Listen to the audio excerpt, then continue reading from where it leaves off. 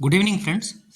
तो आज के वीडियो में हम बहुत ही इंपॉर्टेंट टॉपिक करने जा रहे हैं जो है आज के टॉपिक में हम क्या देखेंगे कि जीडीपी क्या होता है, नेशनल इनकम क्या होती है, एनएनपी क्या होता है और इस तरह से 8 चीज़ें जो भी हैं जिनको पढ़ने में बहुत ही ज़्यादा कन्फ्यूज़न होता है। ठीक है, ये सारी 8 चीज़ें हम कवर करेंगे और बहुत ही सिंपल तरीके से कवर करेंगे, जिससे हम सिर्फ 2 चीज़ें सीखेंगे, 2-3 चीज़ें हम सीखेंगे और ये एक लिंक के साथ सीखेंगे, जिससे क्या होगा कि इन सारी चीज़ों को मेमोराइज करना बहुत ही आसान हो जाएगा। तो चलिए अपने वीडियो को स्टार्ट करते हैं। देखिए, सबसे पहले हम समझते हैं कि डोमेस्टिक प्रोडक्शन क्या होता है।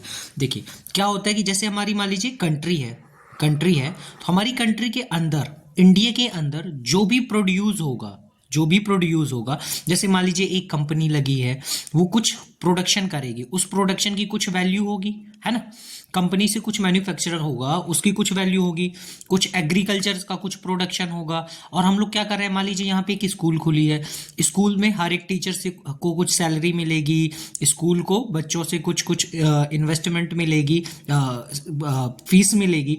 तो क्या हो रहा है, यहाँ पे स्कूल क्या कर रही है, बच्चों को सर्विस प्रोवाइड कर रही है, उस सर्विस के बदले में इसको क्या मिल रहा है, पैसा मिल रहा है, रेवेन्यू मिल रहा है। ठीक है, तो हमने देखा तो क्या हो रहा है, इस पूरे टेरिटरी के अंदर क्या हो रहा है कि कुछ पैसे कंपनी कमा रही है मैन्युफैक्चरिंग में, एग्रीकल्चर से पैसा आ रहा है, स्कूल से पैसा आ रहा है, स्कूल क्या कर रही है, सर्विस प्रोवाइड कर रही है ना। तो ऐसा करके जो भी टेरिटरी के अंदर, कंट्री की टेरिटरी के अंदर जो भी रिवेन्यू जनरेट होता है, जो भी प्रोडक्शन होता है, प्रोडक्शन में क्या क्या आ जाता है, मैन्युफैक्चरिंग, एग्रीकल्चर, सर्विस के कारण जो रिवेन्यू प्रोड्यूस होता है, वो सारी चीजें क्या कहलाती हैं, डोमेस्टिक प्रोडक्शन कहलाती हैं, डोमेस्टिक प्रोडक्ट कहलाती हैं। ठीक है, ये बस इतना याद रखना कि with in the territory of the country होगा, मतलब कि देश की सीमा के अंदर अंदर होगा। ठीक है, फिर दूसरा टर्म आता है नेशनल प्रोडक्ट का।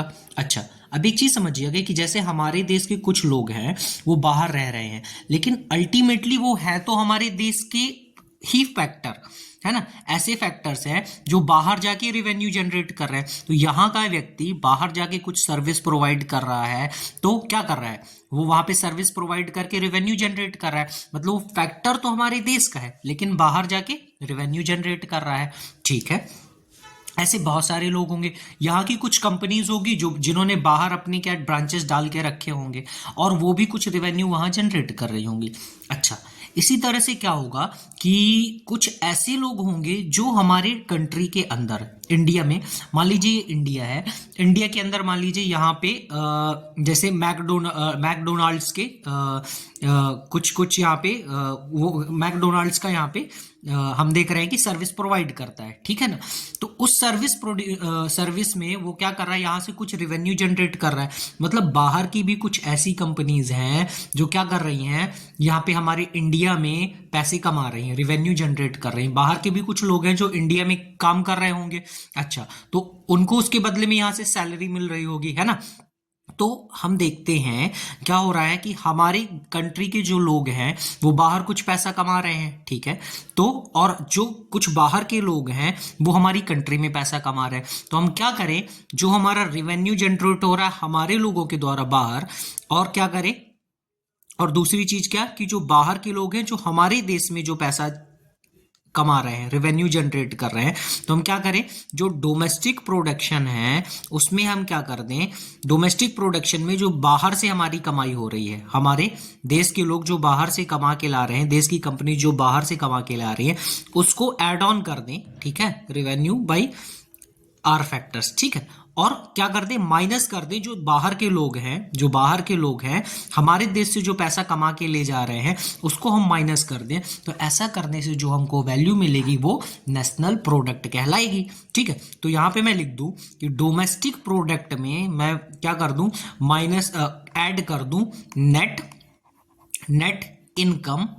Income from abroad. ठीक है, इसको हम क्या कहते हैं, net income from abroad. Net क्यों, क्योंकि जो बाहर जा रही है उसको हम माइनस कर रहे हैं और जो बाहर से आ रही है उसको प्लस कर रहे हैं, इसलिए हमने नेट वर्ड लिया, इनकम फ्रॉम अब्रॉड मतलब दूसरे देशों से। ठीक है, तो हमारे ये 2 टर्म्स क्लियर हो गए, डोमेस्टिक प्रोडक्ट, नेशनल प्रोडक्ट। अब 2 और टर्म है, ग्रॉस और नेट। ग्रॉस और नेट में बस इतना डिफरेंस है कि अगर हम कुछ माइनस नहीं कर रहे हैं, इसको एज इट इज ले रहे हैं, तो वो ग्रॉस कहलाएगा। और क्या हो रहा है देखिए, हर साल जैसे हम देश में कोई कंपनी एक है वो मैन्युफैक्चरिंग करती है, तो मैन्युफैक्चरिंग करने में क्या हो रहा है कि वहां पे कुछ मशीन्स यूज हो रही हैं, तो उन मशीन्स में कुछ ना कुछ खराबी आ रही है, और डे एवरी ईयर क्या हो रही है, उनकी वैल्यू कम हो रही है। उस वैल्यू के जो कम होना है उसको हम क्या कहते हैं, डेप्रिसिएशन कहते हैं। तो ग्रॉस में अगर हम क्या करें, माइनस कर दें डेप्रिसिएशन को, ग्रॉस वैल्यू में अगर हम डेप्रिसिएशन को माइनस कर दें तो हम कहां पहुंच जाएंगे, नेट वैल्यू में पहुंच जाएंगे। ठीक है, तो हमारे 4 टर्म क्लियर हो गए, एक तो डोमेस्टिक प्रोडक्ट क्लियर हो गया, एक नेशनल प्रोडक्ट क्लियर हो गया, ग्रॉस और नेट क्लियर हो गए। आगे देखते हैं, हम कुछ और चीजें समझते हैं। देखिए, फैक्टर कॉस्ट क्या होता है। जैसे हम कोई भी चीज बनाते हैं, मान लीजिए हमने बिस्किट बनाई, तो बिस्किट बनाने के लिए क्या क्या जरूरी है, एक तो हमको वर्कर्स चाहिए, वर्कर्स को हमको क्या देनी पड़ेगी, वेज देनी पड़ेगी। फिर जहां पे कंपनी स्टैब्लिश होगी वो उस जगह का कुछ रेंट होगा, ठीक है। फिर जो कैपिटल लगाया गया होगा तो उसकी कुछ इंटरेस्ट देनी पड़ेगी, और इसी तरह से इंटरप्रेन्योर इससे कुछ प्रॉफिट कमाएगा, ठीक है, तो उसको कुछ प्रॉफिट देना पड़ेगा। तो ये सारी चीजें देखिए, इसमें किसी भी तरह का टैक्स इंक्लूडेड नहीं है, सिर्फ फैक्टर्स की पेमेंट है, जो किसी भी प्रोड्यूस को प्रोड्यूस करने में जो भी फैक्टर्स इन्वॉल्व थे उसकी जो पेमेंट है, अगर हम बिना किसी टैक्स के निकालें तो क्या कहलाती है, फैक्टर का कॉस्ट कहलाती है। मतलब फैक्टर कॉस्ट वो वैल्यू है जो किसी भी चीज को बनाने में या कोई भी सर्विस प्रोवाइड करने में दी गई हो, लगी हो, उसको हम क्या कहते हैं, फैक्टर कॉस्ट कहते हैं। इसमें किसी भी तरह का टैक्स इन्वॉल्व नहीं होता है। अच्छा, अगर हम फैक्टर कॉस्ट में क्या करें, प्रोडक्शन टैक्स को ऐड कर दें। प्रोडक्शन टैक्स, इस चीज को ध्यान से समझिएगा। प्रोडक्शन टैक्स क्या होता है, प्रोडक्शन टैक्स ऐसा होता है, जैसे मान लीजिए कि कोई भी चीज हम बना रहे हैं तो उसमें जो स्टाम्प ड्यूटी लगी होगी, या मान लीजिए रजिस्ट्रेशन कराया होगा तो रजिस्ट्रेशन में जो खर्चा लगा होगा, इस तरह की जो टैक्सेस होते हैं जो इंडिपेंडेंट होते हैं कि हमने कितने प्रोडक्ट बनाए, इस बात से उसको कोई मतलब नहीं है, कितने प्रोडक्ट बनाए उससे उसको कोई मतलब नहीं है। मतलब कि हम चाहे 1 बना ले चाहे 100 बना ले, वो जो टैक्स होगा वो फिक्स होगा। ऐसे टैक्सेस को हम क्या कहते हैं, प्रोडक्शन टैक्सेस। तो फैक्टर कॉस्ट में अगर हम प्रोडक्शन टैक्स को ऐड कर दें तो हम कहां पहुंच जाते हैं, बेसिक प्राइस में पहुंच जाते हैं। कहां पहुंच जाते हैं, बेसिक प्राइस में, किसी भी एंटिटी की हो सकती है वो। अब क्या करें हम, बेसिक प्राइस में, ठीक है, और यहाँ पे जो हमको प्रोडक्शन टैक्स में कुछ सब्सिडीज भी मिली होंगी, जैसे हमको प्रोडक्शन टैक्स मिल रहा है, टैक्स देना पड़ रहा है, उसी तरह से यहाँ पे कुछ सब्सिडीज मिली होंगी, उसको माइनस करना होगा, ठीक है। इसी तरह से यहाँ पे क्या किया जाए कि प्रोडक्ट टैक्स को बेसिक प्राइस में प्रोडक्ट टैक्स को ऐड कर दिया जाए और सब्सिडीज को माइनस कर दिया जाए, तो हम कहाँ पहुंच जाएंगे, मार्केट प्राइस में।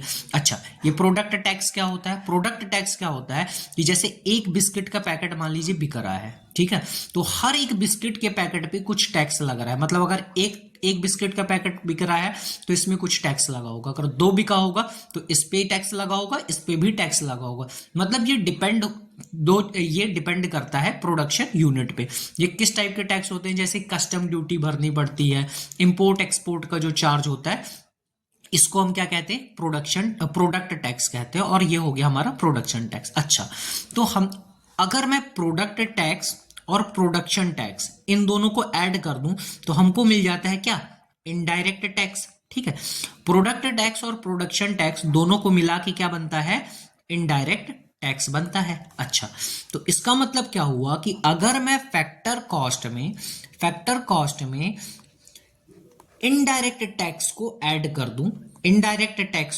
कर दूं और सब्सिडी को माइनस कर दूं, जो टोटल सब्सिडी मिली होगी उसको माइनस कर दूं, तो मैं सीधे कहां पे पहुंच जाऊंगा, मैं पहुंच जाऊंगा मार्केट प्राइस पे। अच्छा, इसका मतलब मैं ऐसे लिख दूं कि फैक्टर कॉस्ट पे प्लस नेट इनडायरेक्ट टैक्स मैंने क्यों लिख दिया, क्योंकि उसमें सब्सिडी मैं माइनस कर देता हूं, तो हमको क्या मिल जाता है, मार्केट प्राइस। अच्छा, अब ये 3 चीजें हमारी क्लियर हो गई। क्या क्या क्लियर हो गया हमारा, डोमेस्टिक प्रोडक्ट क्या होता है, नेशनल प्रोडक्ट क्या होता है, ग्रॉस क्या है, नेट क्या है। इसके बाद हमने फैक्टर कॉस्ट और मार्केट प्राइस, ये 2 हमको याद रखने हैं, फैक्टर कॉस्ट याद रखना है और दूसरा मार्केट प्राइस याद रखनी है, ठीक है। अब आते हैं हम सीधा जीडीपी। तो जीडीपी का मतलब क्या होता है? ग्रॉस, सबसे पहला क्या? Gross domestic product. अच्छा, अब एक देखिएगा, एकदम आसानी से हम इसको सीख जाएंगे। ग्रॉस डोमेस्टिक प्रोडक्ट, ग्रॉस मतलब डेप्रिसिएशन माइनस नहीं हुआ है, डोमेस्टिक है मतलब with in the territory of the country है, और produce at factor cost. Eight factor cost मतलब कोई भी टैक्स नहीं लगा हुआ है। अगर हम इसकी डेफिनेशन को देखें, ग्रॉस डोमेस्टिक प्रोडक्ट की जो डेफिनेशन एनसीईआरटी में दी हुई है उसको मैं एक बार बोलता हूं, ठीक है? एनसीईआरटी की जो डेफिनेशन है उसको मैं एज इट इज बोलता हूं कि क्या मेंशन है एनसीईआरटी में। जस्ट अ सेकेंड,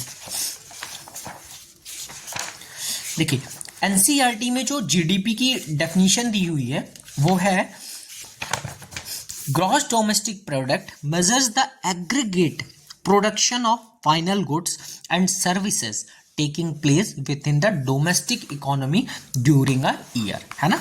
मतलब एक टेरिटरी के अंदर, अपनी कंट्री की टेरिटरी के अंदर जो भी साल भर में फाइनल गुड और सर्विसेज के द्वारा का प्रोडक्शन हो रहा है उसको हम कहते हैं gross domestic product at factor cost. अच्छा, इसको याद किया। अब gross domestic product at factor cost में हम क्या करें, क्या ऐड कर दें? नेट इनडायरेक्ट टैक्सेस को ऐड कर दें। नेट इनडायरेक्ट टैक्स को ऐड करेंगे तो हम कहां पहुंच जाएंगे? Gross domestic product at market price. अच्छा, तो ग्रॉस डोमेस्टिक प्रोडक्ट से एट फैक्टर कॉस्ट हमने याद किया, उसमें नेट इनडायरेक्ट टैक्स को ऐड कर दिया तो हम कहां पहुंच गए? Eight market price, GDP at market price. दो याद हो गए। तीसरा देखिए NDP, net domestic product. Net domestic product मतलब जीडीपी एट फैक्टर कॉस्ट में मैं डेप्रिसिएशन को माइनस कर दूं। क्या कर दूं? डेप्रिसिएशन को माइनस कर दूं तो क्या मिल जाएगा मेरे को? Net domestic product at factor cost. और यहां पे जीडीपी एट मार्केट प्राइस में मैं अगर डेप्रिसिएशन को माइनस कर दूं तो net domestic product at market price. देखिए कितनी आसानी से याद हो गया हमको कि जीडीपी एट फैक्टर कॉस्ट को याद किया हमने, उसमें डेप्रिसिएशन माइनस किया तो एनडीपी एट फैक्टर कॉस्ट मतलब net domestic product at factor cost में पहुंच गए। और इस अगर हम इसमें जीडीपी एट फैक्टर कॉस्ट में नेट इनडायरेक्ट टैक्स ऐड कर दें तो जीडीपी एट मार्केट प्राइस में पहुंच जाएंगे। इसमें डेप्रिसिएशन माइनस कर दूं मैं तो एनडीपी एट मार्केट प्राइस में पहुंच जाएंगे। इस और हम यहां से भी अगर एनडीपी एट फैक्टर कॉस्ट में भी मैं नेट इनडायरेक्ट टैक्सेस को ऐड कर दूं, नेट इनडायरेक्ट टैक्सेस को ऐड कर दूं मैं तो कहां पहुंच जाऊंगा? एनडीपी एट मार्केट प्राइस पे पहुंच जाऊंगा। तो ये चार हमको याद हो गए, और चार हमको और याद करने हैं। वो किसके हैं? Gross national product. National product में क्या होता है? जीडीपी में मैं क्या कर दूं? जीडीपी में नेट इनकम फ्रॉम अब्रॉड को ऐड कर दूं। ये क्या है?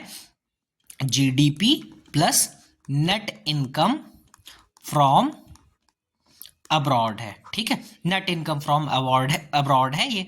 GDP plus net income from abroad क्या हो गई?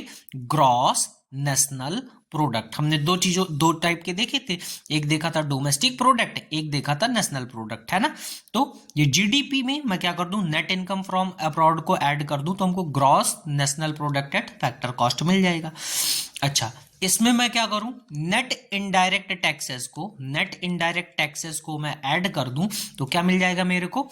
Gross national product eight market price. अच्छा, इसमें मैं फैक्टर कॉस्ट में क्या ऐड माइनस कर दूं?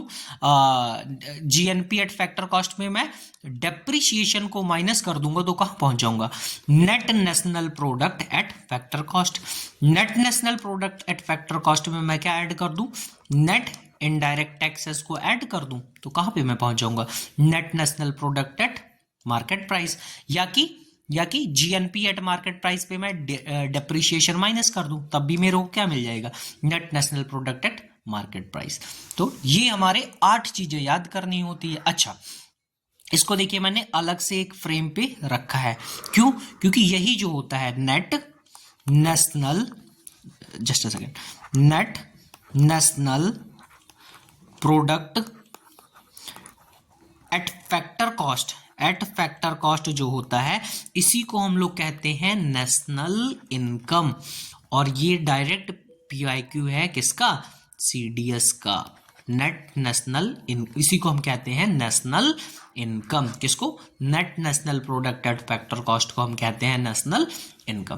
तो ये इस तरह से हमारे 8 जो नेशनल इनकम के एग्रीगेट हैं उनको हमने याद कर लिया है बड़ी आसानी से।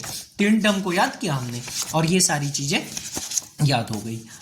और मैं बता देता हूं कि इसी एक वीडियो में पूरा जो मैक्रो इकोनॉमिक्स का चैप्टर 2 है उसका पूरा क्रक्स प्रोवाइड कर दे दूंगा मैं आपको सिर्फ 20 मिनट के वीडियो पे, ठीक है। नेशनल इनकम अकाउंटिंग का क्रक्स पूरा मैं 20 मिनट में आपको प्रोवाइड कर दूंगा।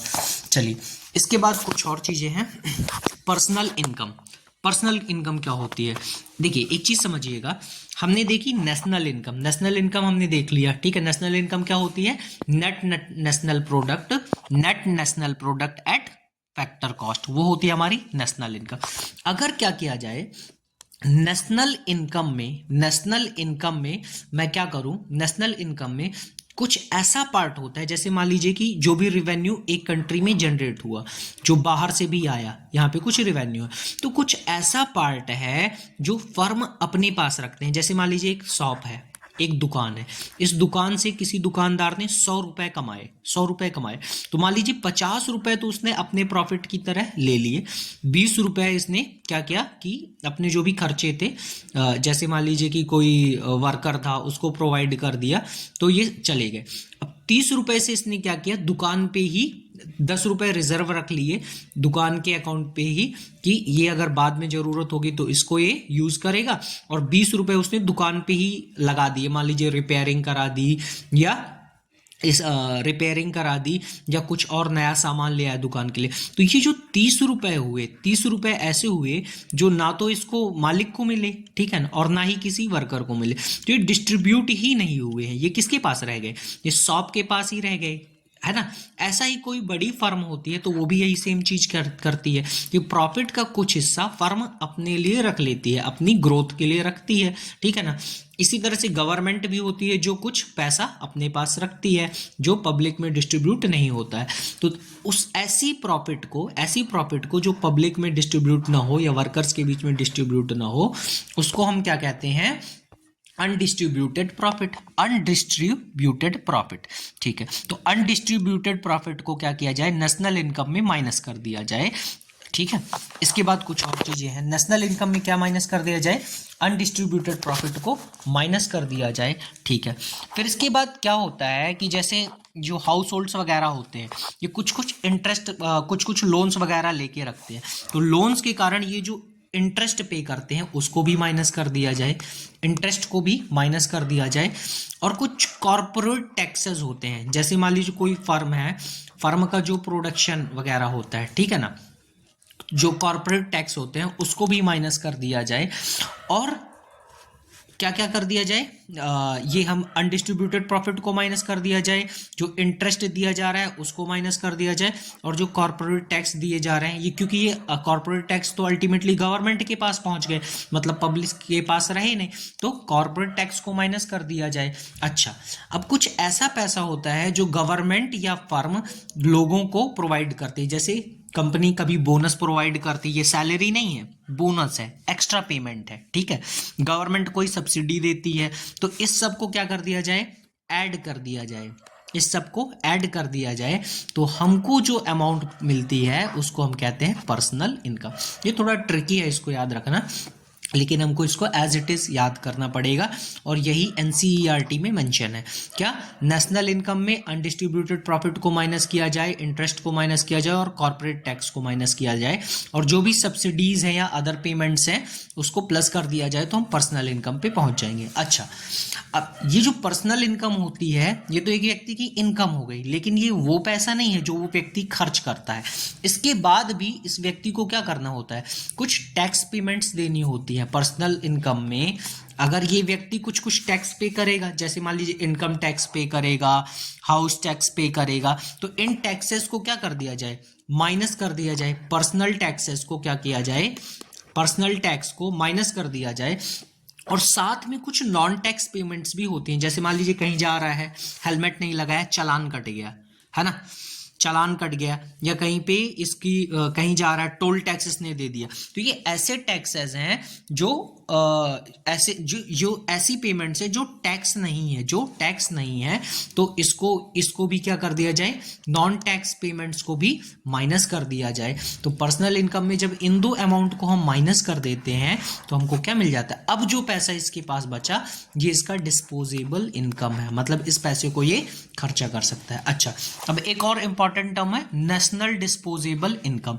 नेशनल डिस्पोजेबल इनकम ये क्या होता है, जो नेट नेशनल प्रोडक्टेड मार्केट प्राइस होता है, यहां पे मैं दिखा देता हूं फिर से, ये वाला नेट नेशनल प्रोडक्टेड मार्केट प्राइस, इसमें मैं क्या करूं, इसमें मैं अदर करंट ट्रांसफर्स को, अदर करंट ट्रांसफर्स, मैं बता रहा हूं ये क्या होता है, other current transfers from abroad, from abroad को मैं क्या कर दूं, प्लस कर दूं।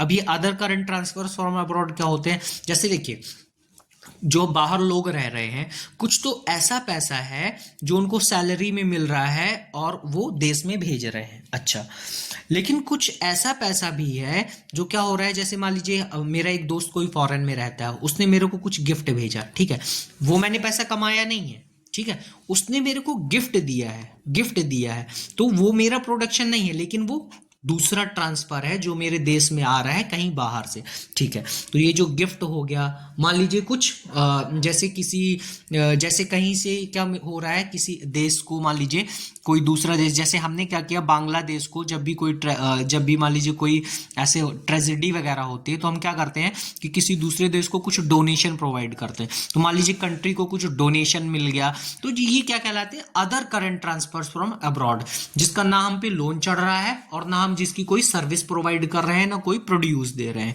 ठीक है, ऐसे ट्रांसफर्स को कहा जाता है other current transfers from abroad, ठीक है। तो इसमें नेट नेशनल प्रोडक्टेड मार्केट प्राइस में अगर मैं इसको ऐड कर दूं तो ये नेशनल डिस्पोजेबल इनकम हो गई। नेशनल डिस्पोजेबल इनकम मतलब कि ऐसी इनकम जो ये पूरा देश क्या, ये जो अपना देश है उसको क्या कर सकता है, खर्चा कर सकता है। तो ये हमारे इंपॉर्टेंट टर्म्स हो गए, ठीक है। अभी एक सेकंड दीजिएगा। अब ये एक इंपॉर्टेंट और टर्म है जीडीपी डिफ्लेटर का। जीडीपी डिफ्लेटर एक और इंपॉर्टेंट टर्म है, ठीक है। अब ये जीडीपी डिफ्लेटर क्या होता है, इसको ध्यान से देखिएगा।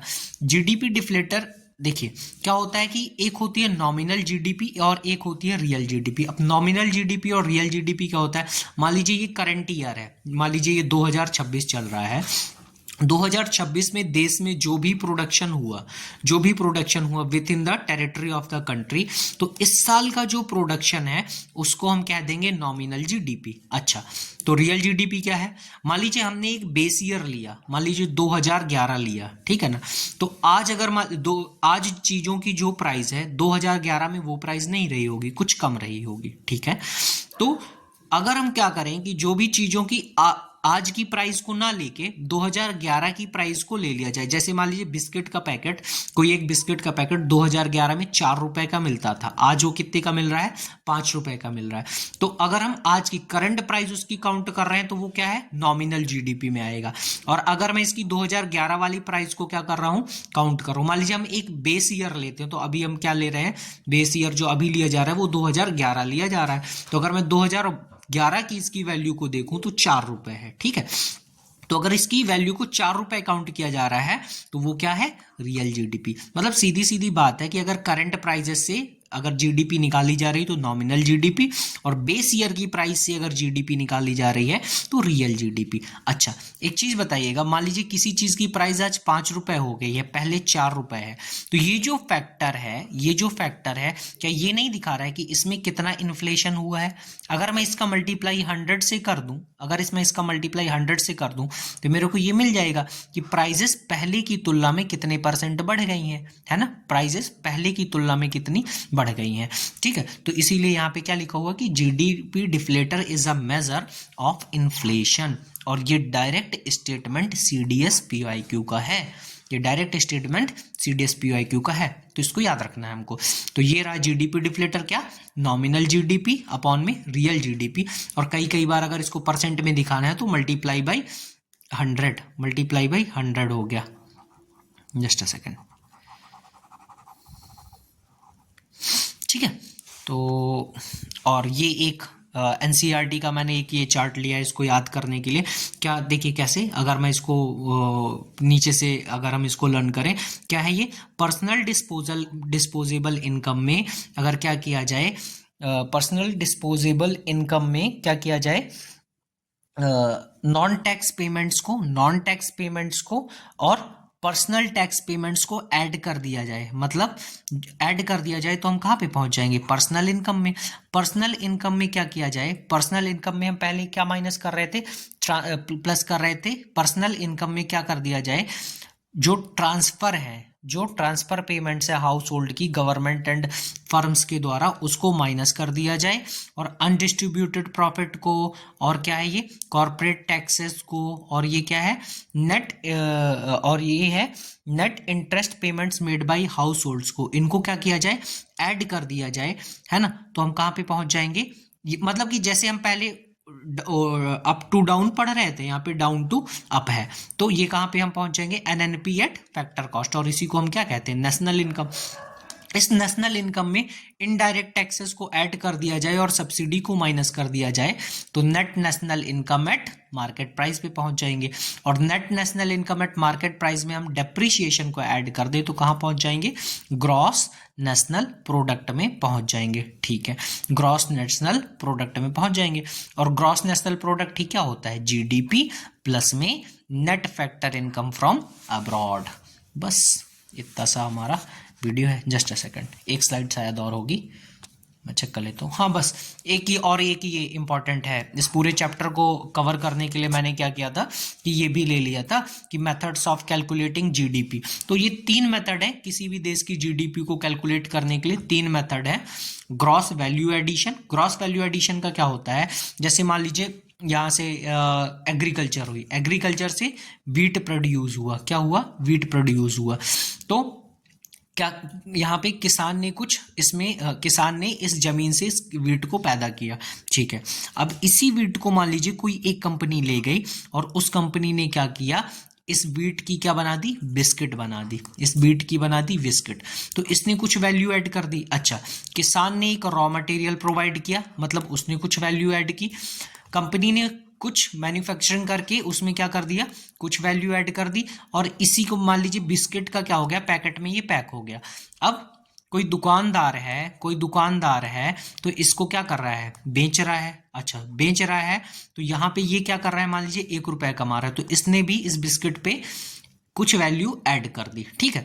तो देखिए क्या होता है, जो भी रॉ से लेकर के फाइनल प्रोडक्ट बनने तक की वैल्यू एडिशन होती है उसको हम ऐड कर दे। बस इसको आपको इतना याद रख लेना है कि total of gross value added of all the firms in economy, sum total of gross value added of all the firms in economy, ये होता है ग्रॉस वैल्यू एडिशन मेथड। दूसरा होता है एक्सपेंडिचर मेथड, और एक बार शायद इसने एक क्वेश्चन मैंने देखा था कहीं पे जहाँ पे एक्सपेंडिचर मेथड को उसने पूछा था। तो एक्सपेंडिचर मेथड में देखिए क्या होता है, ध्यान से समझिएगा कि जैसे ग्रॉस वैल्यू एडेड में हमने क्या देखा कि जो भी वैल्यू ऐड की जा रही थी फर्म्स के द्वारा उसको हम क्या कर रहे थे, ऐड कर रहे थे। अब यहाँ पे जो एक्सपेंडिचर मेथड होता है इसमें क्या किया जाता है कि देश में जो भी खर्चा होता है, खर्चों को ऐड कर दिया जाए, तब भी हमको क्या मिल जाएगी, जीडीपी मिल जाएगी, ठीक है। इसका मेथड क्या है, जीडीपी, इसको हम क्या ऐड करने पे मिलता है। तो सबसे पहले तो हमको इसमें ऐड करना होता है कि जो सम टोटल होता है फाइनल कंजम्पशन एक्सपेंडिचर का, ठीक है। जो टोटल कंजम्पशन एक्सपेंडिचर होता है उसको ऐड कर दें। दूसरी चीज है ये आई स्टैंड्स फॉर इम्पोर्ट, जो इम्पोर्ट हो रहा है उस पे जो खर्चा हो रहा है, ठीक है, इम्पोर्ट पे जो खर्चा हो रहा है। और थर्ड थिंग इज, अच्छा आप इसको अभी अरे देखिए सी क्या होता है, जो कंजम्पशन पे, जैसे मान लीजिए कि क्या हो रहा है कि एक घर है, ठीक है ना। वो कुछ कंज्यूम कर रहा है, मान लीजिए कुछ सर्विसेज कंज्यूम कर रहा है, यहाँ के कुछ बच्चे पढ़ रहे हैं तो उस सर्विस को कंज्यूम कर रहा है, कुछ खा भी रहा है तो वो भी उसका कंजम्पशन हो गया, कपड़े पहन रहा है वो भी उसका कंजम्पशन हो गया। तो इस घर का कुछ खर्चा ऐसा है जो कहाँ पे हो रहा है, कंजम्पशन पे हो रहा है। तो ऐसे एक्सपेंडिचर्स को कहा जाता है कंजम्पशन एक्सपेंडिचर। इसको प्लस कर दिया जाए। दूसरा, ये इस घर के व्यक्ति मान लीजिए कोई बिजनेस कर रहे हैं, बिजनेस कर रहे हैं तो कुछ इन्वेस्टमेंट करेंगे। तो ऐसे खर्चे जो इन्वेस्टमेंट होते हैं, जो फ्यूचर में हमको कुछ पेमेंट देने वाले, वो इन्वेस्टमेंट होते हैं। तो ऐसे खर्चों को हम कहते हैं इन्वेस्टमेंट एक्सपेंडिचर। अच्छा, अब हम अगर मान लीजिए बाहर से कोई सामान मंगा रहे हैं, बाहर से कोई सामान मंगा रहे हैं दूसरे देश से, तो वो एक्सपोर्ट वाला एक्सपेंडिचर हो गया, ठीक है। तो कंजम्पशन पे जो एक्सपेंडिचर होता है, इन्वेस्टमेंट पे जो एक्सपेंडिचर होता है, तीसरा एक्सपोर्ट पे जो एक्सपेंडिचर होता है, और कुछ ऐसे खर्चे होते हैं जो गवर्नमेंट करती है। मान लीजिए कोई देश है, देश में 4 तरह के ही खर्चे हो सकते हैं। एक तो इस देश का जो टोटल कंजम्पशन होगा, जो लोग यहाँ के कंज्यूम कर रहे होंगे। दूसरा, इस देश में कुछ कैपिटल इन्वेस्टमेंट हो रहा होगा, जैसे कहीं कंपनी सेट हो रही है, कोई पुल बन रहा है या कुछ भी, तो ये इन्वेस्टमेंट्स हो गई। तीसरा, देश में कुछ बाहर से चीजें एक्सपोर्ट हो रही होंगी, है ना, बाहर से आ रही होंगी, तो इस तरह का खर्चा हो गया। चौथा, गवर्नमेंट के कुछ खर्चे होंगे, गवर्नमेंट के जो खर्चे होंगे उसको हम गवर्नमेंट एक्सपेंडिचर में रखते हैं। लेकिन इस देश से क्या हो रहा होगा, कुछ चीजें इंपोर्ट भी हो रही होंगी, कुछ चीजें क्या हो रही होंगी, इंपोर्ट भी हो रही होंगी। तो उसको हम क्या करेंगे, माइनस करेंगे, ठीक है, उसको हम माइनस करेंगे। तो इन चारों खर्चों को याद करना है और उसमें से इंपोर्ट वाला माइनस करना है। तो हम इसको याद कैसे रखेंगे, ऐसे याद रख लीजिए कि 6 GM, बस इतना याद रखना है, 6 GM, CIX से 6 GM, ठीक है। तो यहाँ पे 3 स्टार्टिंग में प्लस के साइन है और लास्ट में माइनस का साइन है, 6 GM। ये हो गया हमारा एक्सपेंडिचर मेथड। और लास्ट होता है इनकम मेथड। इनकम मेथड में देखिए 4 फैक्टर ऑफ प्रोडक्शन होते हैं। तो जो वर्कर होते हैं उनको क्या मिलती है, वेज मिलती है। एंटरप्रेन्योर को क्या मिलता है, प्रॉफिट मिलता है। जो कैपिटल होता है उस पे मिलता है इंटरेस्ट, और लैंड पे मिलता है रेंट, ठीक है। तो इन चारों, सिर्फ यही 4 फैक्टर है जहां से क्या होगी, इनकम होगी। तो इनके इनकम फैक्टर से जो इनकम होने वाली है, सारी इनकम को ऐड कर दिया जाए तो भी हमको क्या मिल जाएगा, देश की जीडीपी मिल जाएगी। तो जीडीपी निकालने के 3 तरीके हैं। एक तो वैल्यू एडिशन मेथड, ठीक है, इसको पूछेगा नहीं एग्जाम में क्योंकि ये डायरेक्ट स्टेटमेंट बेस्ड है।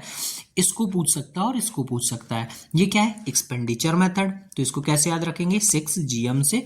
और इनकम मेथड, तो वेज, प्रॉफिट, इंटरेस्ट और rent. So that's all for this video. इस एक वीडियो में हमने पूरा इकोनॉमिक्स का, मैक्रो इकोनॉमिक्स का चैप्टर 2 पूरा कवर कर लिया है, ठीक है। तो थैंक यू वेरी मच, मिलते हैं नेक्स्ट वीडियो पे।